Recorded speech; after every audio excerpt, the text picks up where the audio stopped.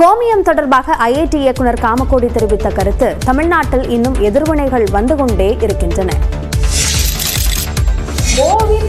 கோமியம் என்றது விஞ்ஞானபூர்வமாக அது அமிர்த நீர் என்று ஆயுர்வேதத்திலேயே சொல்லப்பட்டிருக்கிறது என்றால் உடனே நீங்கள் குதி குதி குதி என்று குதிப்பீர்கள். மாட்டின் கோமியம் அமிர்த நீர் என பாஜக மூத்த தலைவர் தமிழிசை சவுந்தரராஜன் தெரிவித்துள்ளார். கோமியம் குடித்ததால் தனது தந்தைக்கு காய்ச்சல் குணமானதாக சென்னை ஐஐடி இயக்குனர் காமகோடி பேசியது விவாதமான நிலையில் சென்னை நுங்கம்பாக்கத்தில் நடைபெற்ற புத்தக வெளியீட்டு விழாவில் பேசிய தமிழிசை கோமியம் குடிப்பதில் என்ன தவறு என கேள்வி எழுப்பினார். மாட்டுக்கறி சாப்பிடுவாங்க, மாட்டுச்சாணத்தை நீங்கள் பூசும் பொழுது அந்த மாட்டின் அமிர்த நீர் என்று அதற்கு பெயர். அப்படி என்றால் உயிருக்கான நீர் என்று பெயர். அலோபதி டாக்டர் கோமியத்தை பத்தி பேசுறேன்னா விஞ்ஞான பூர்வமாக நிரூபிக்கப்படவில்லை என்றால் அதை பற்றி நான் பேச மாட்டேன். கோமியத்தால் மது விற்பனை குறையும் என சிலர் நினைப்பதாகவும் கூறினார். என் உணவு என் உரிமைன்னு சொல்லுவாங்க, ஆனா அதே நேரத்தில் என் மருந்து என் உரிமை என்று சொன்னா உடனே அதை ஏற்றுக்கொள்ள மாட்டேன். நான் குடிப்பது என் உரிமை. அதாவது இவங்களுக்கு கோமியம் குடிக்கிறதுல பிரச்சனை இல்லை, டாஸ்மாக் குடிக்கிறது குறைஞ்சு போயிடுமோ ஒரு பயம் வேற வந்திருக்கும். அதனால இதை குடிச்சிட்டு அதை குடிக்காம விட்டாங்க, எல்லாம் சரியாயிடுச்சுன்னா என்ன பண்றது?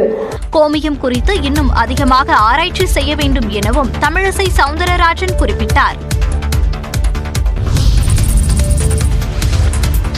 கோமியம் குறித்த தமிழிசையின் கருத்தை செல்வ பெருந்தகை மற்றும் சீமான் விமர்சித்துள்ள நிலையில் அது தனிப்பட்ட கருத்து என அண்ணாமலை தெரிவித்துள்ளார். அலோபதி மருத்துவம் பயின்றவருக்கு மாமிசத்திற்கும் கழிவிற்கும் வித்தியாசம் தெரியாதது மிகப்பெரிய கொடுமை என தமிழ்நாடு காங்கிரஸ் தலைவர் செல்வ பெருந்தகை சாடியுள்ளார். மாட்டின் கழிவு நீரான சிறுநீரை அமிர்த நீர் என்று பாஜகவில் உள்ளவர்களால் தான் கூற முடியும் எனவும், வட மாநிலங்களில் மாட்டை வைத்து கலவரம் செய்து அரசியல் ஆதாயம் தேடியது போல இங்கேயும் மாட்டரசியல் செய்ய வேண்டாம் என்றும் செல்வ பெருந்தகை கூறியுள்ளார். இது தொடர்பாக விழுப்புரம் மாவட்டம் கஞ்சனூர் அருகே செய்தியாளர்களிடம் பேசிய சீமான், மருத்துவ குணம் கொண்டது என்றால் மருத்துவமனைகளில் கோமியத்தை மருந்தாக கொடுக்க வேண்டியதுதானே என்று கேள்வி எழுப்பினார். அதான் மருத்துவமனைகளுக்கு அதை லிட்டரா கொடுத்து குடிக்க சொல்லணும். மாட்டு கறிங்கிற மாதிரி மாட்டு கறிங்கிற பாருங்க. மாட்டு பால் குடிக்கிறவன் இடைச்சாதி, மாட்டு கருதிங்கிறவன் கீழ்ச்சாதி, மாட்டு மூத்திரம் குடிக்கிறவன் உயர்ந்த சாதி. இதான் இந்த நாடு கட்டமைப்பு. இந்தியாவில் தான் உலகத்திலே நெய் எரிக்கப்படுது, பால் கொட்டப்படுது, மூத்திரம் குடிக்கப்படுது. இந்நிலையில் சென்னையில் செய்தியாளர்களை சந்தித்த தமிழக பாஜக தலைவர் அண்ணாமலை கோமியம் குறித்த தமிழிசையின் பேச்சு தனிப்பட்ட கருத்து என்றார். ஒரு கருத்தை ஒருத்தவங்க ஏத்துக்குவாங்க, ஒருத்தவங்க ஏத்துக்க மாட்டாங்க. நாம எதுக்கு போய் அதை புஷ் பண்ணணும்? அதே நேரத்தில் தமிழிசை சவுந்தரராஜன் அக்கா அவங்க ஒரு மருத்துவர், அவங்க கருத்தை சொல்லியிருக்காங்க. நான் அந்த கருத்தை பத்தி நான் எதுவும் கமெண்ட் பண்ண விரும்பலீங்கன்னா அது ஒரு கருத்து தான். கோமிய விவகாரத்தை இத்துடன் விட்டுவிட வேண்டும் எனவும் அண்ணாமலை கேட்டுக்கொண்டார்.